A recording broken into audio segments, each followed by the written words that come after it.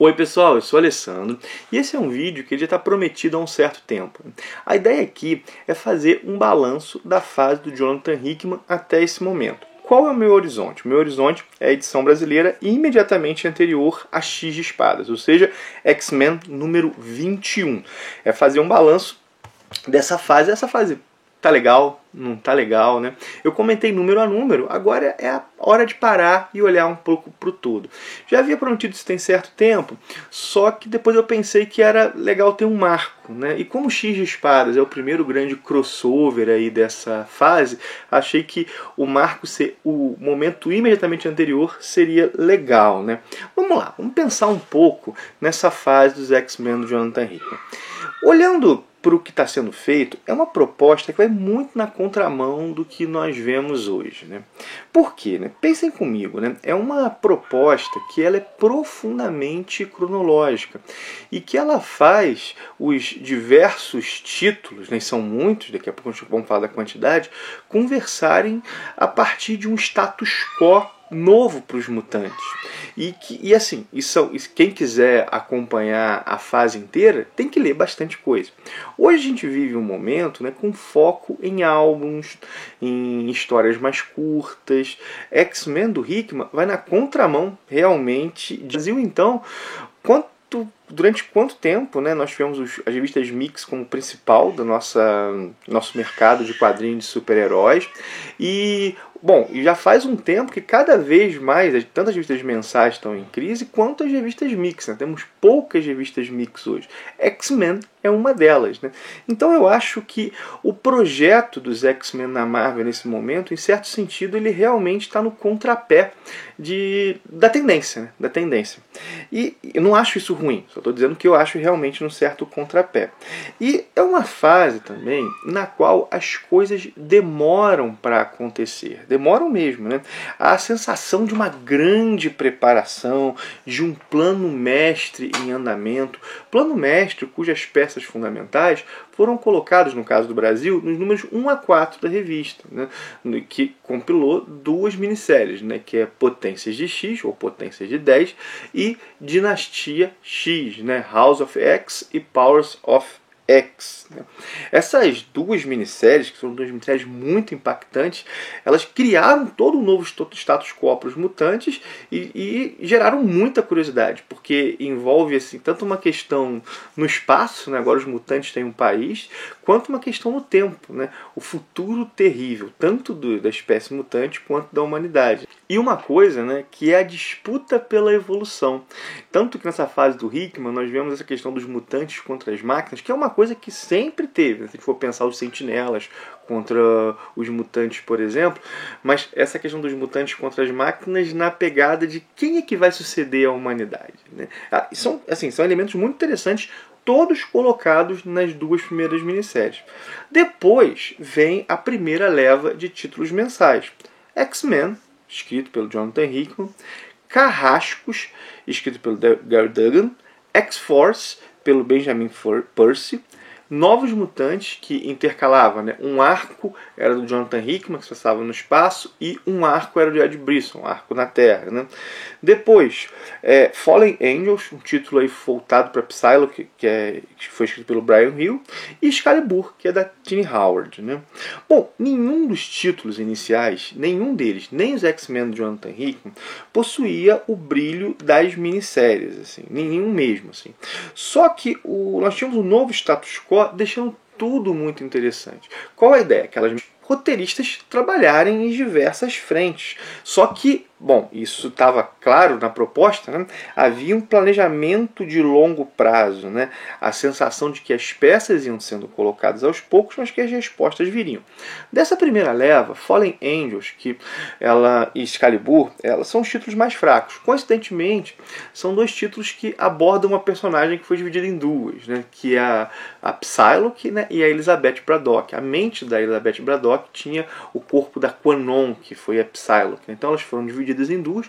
Tivemos uma minissérie para ver esse novo status quo da Psylocke e uma revista mensal do Excalibur, que é agora... o Excalibur é capitaneado, né, liderado pela Elizabeth Braddock, que tem o título de Capitã Britânica. Foram os títulos mais fracos. Assim, Fallen Angels até um pouco mais, né? Bom, Carrascos e X-Force lidaram com a situação mais geopolítica de Krakoa, né? Carrascos, uma pegada, em princípio, ligada a uma companhia de comércio, né, ligada a Krakoa, a Companhia Clube do Inferno, só que os Carrascos eles estavam resgatando mutantes, eles resgatam mutantes de países que não têm acordo com Krakoa. Né? E X-Force é uma espécie de CIA de Krakoa, um serviço de inteligência e intervenção em territórios que não a própria Krakoa. Novos Mutantes é o título que eu digo, que eu penso que é o que mostra o cidadão comum. É o título no qual nós vemos assim jovens, né, e que não são de uma equipe, ou não estão ligados a estrutura de poder de Krakoa agindo. Né? Tanto aqueles que viajaram para o espaço, lá para o Império Shi'ar, quanto aqueles que iam, por exemplo, buscar um amigo que não tinha ido para Krakoa. E X-Men, do Hickman, né, com one-shots, cada mês um one-shot apresentando novos conceitos, novas peças no quebra-cabeça. Essa foi a primeira leva de títulos. Veio uma segunda leva de títulos com Wolverine, que é do Benjamin Percy. Inicialmente Wolverine soou muito como um spin-off de X-Force, mas depois Wolverine começou a ter uma cara própria, né? Toda a questão dos vampiros como inimigos dos mutantes nesse momento. X-Factor, que passou a trabalhar um dos pontos essenciais desse novo status quo dos mutantes, que é que ninguém morre, né? Há protocolos de ressurreição, mas como não ressuscitar um mutante que ainda está vivo? Né? Então o X-Factor seria o grupo que iria atrás, né, investigaria se essas pessoas ainda estariam vivas. Né?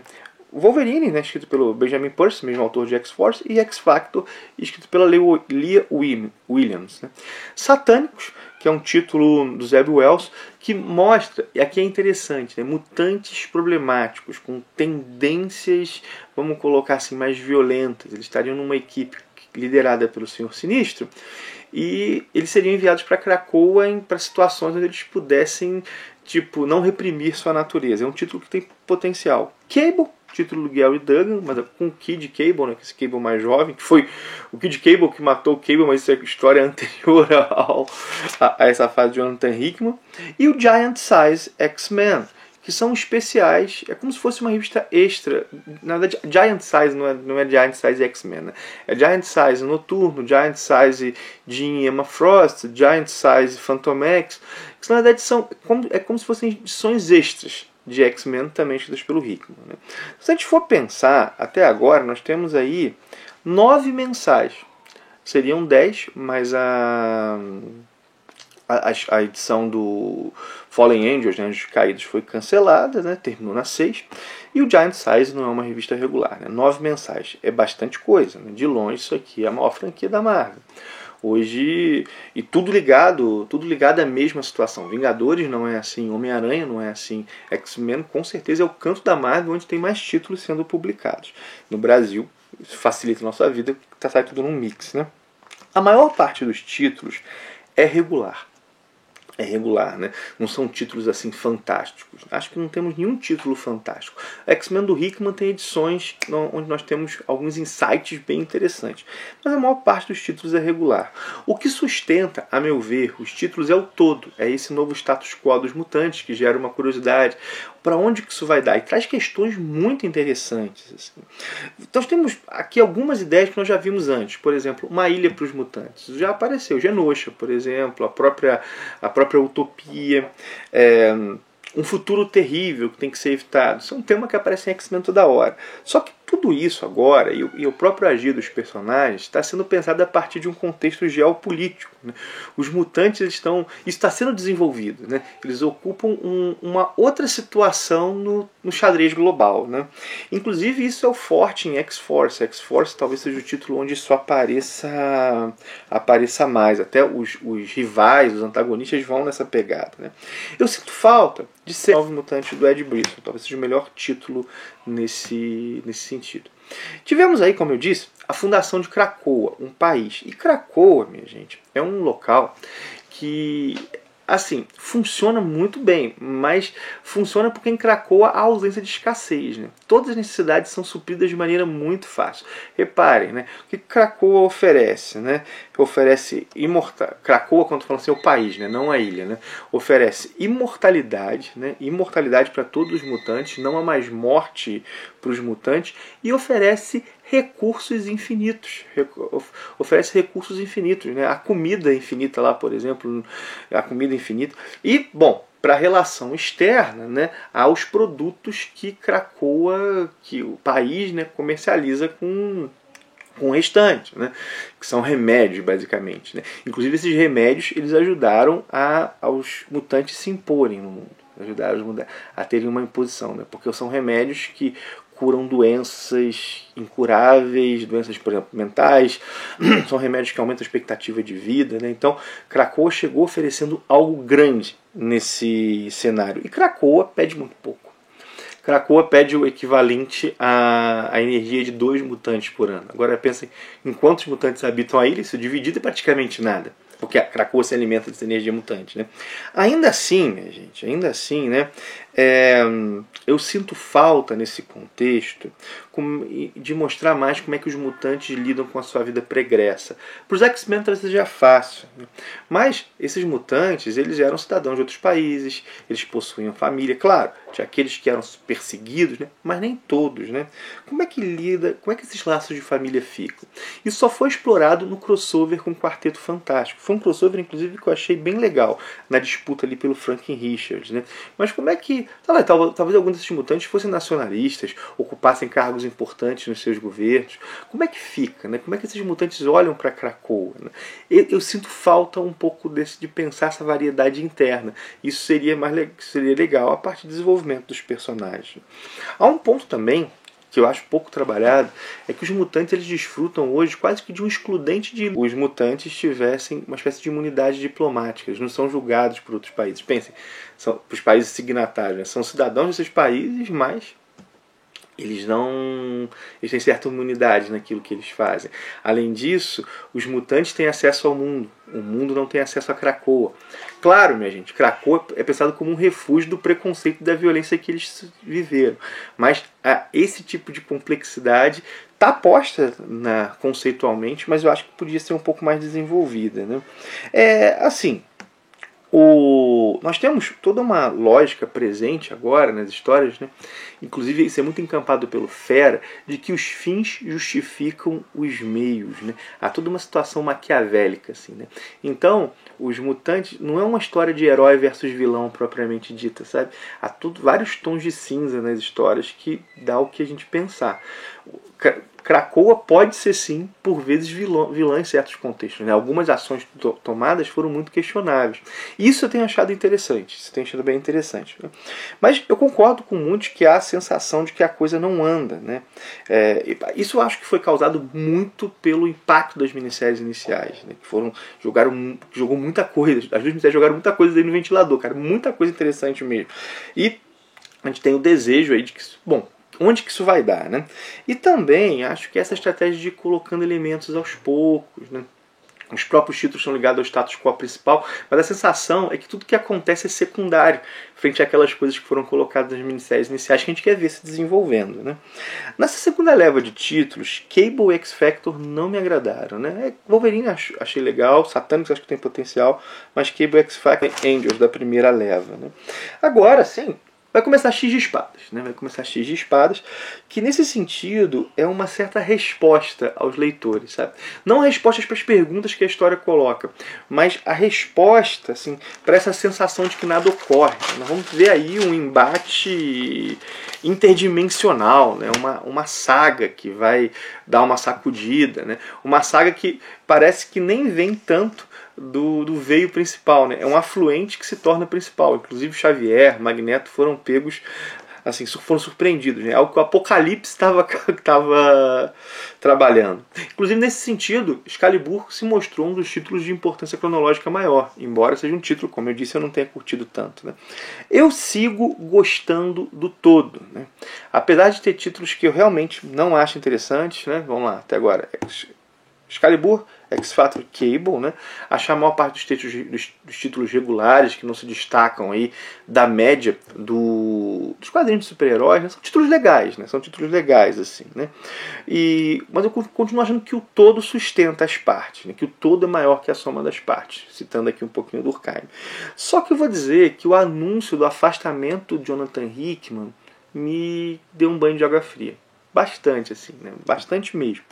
Por que me deu um banho de água fria? Porque o que eu penso, né? Eu estava pensando que estava se lidando com isso como Japão, planinho feito, né? Claro, com adaptações aqui e ali, mas lá são 3 atos, né, que o Hickman falou, que nós veríamos isso.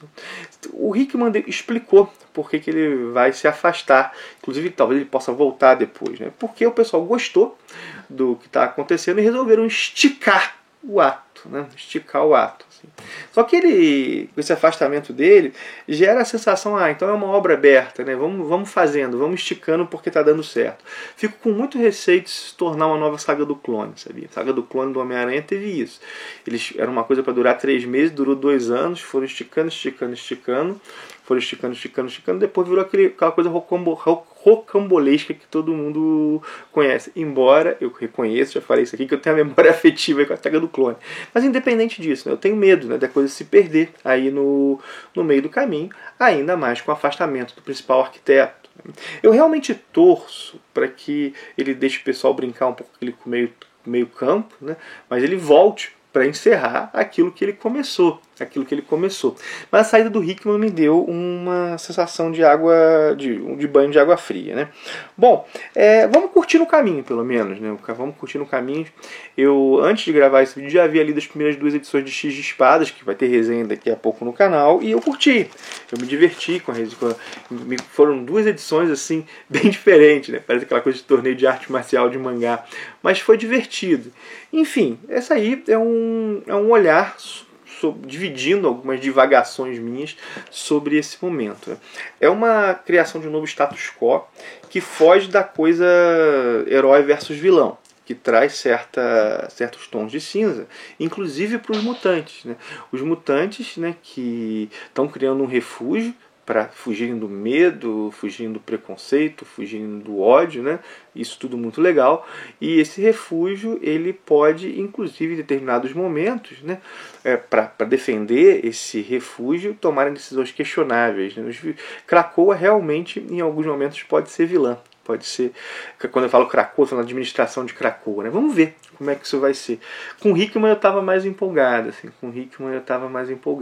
Vem mais títulos aí, vem The Way of X, que tem um potencial danado, né? X-Corp, que é da Tim Howard também, que é X-Corp, bom, eu não estou curtindo Excalibur, né? Então acaba que, como é a mesma autora, eu não fico tão empolgado. Mas vamos ver. Seguimos, minha gente. Tá aí o meu olhar da fase até agora. Pode ter ficado um pouco confuso, né? Mas divide comigo o que você está achando, você está gostando, você não está gostando. O que você achou, o que você não achou? Você estava com essa sensação de que as coisas não estão acontecendo, né? De novo, como eu disse, né? Vai um pouco na contramão do que a gente está acostumado tanto com os gibis hoje. Mas eu acho que X de Espadas realmente, nessa coisa de fazer a coisa andar um pouco mais, dá essa resposta. Enfim, minha gente, já falei demais. Vou encerrar então fazendo aquele jabá, né? Lembrar do link da Amazon que está na descrição. Vou deixar lá o link, tanto o link geral, qualquer compra que você for fazer, quanto também o link para as edições de X-Men do Jonathan Hickman que são vendidas lá. Pedir que você curta, que você comenta, que você compartilhe, tudo aquilo que você já sabe. Tem o link da Panini também, né? Também, se for fazer compra na loja da Panini, usar o link também ajuda. Enfim, minha gente, é isso. Valeu por ter assistido, um abração e até o próximo vídeo.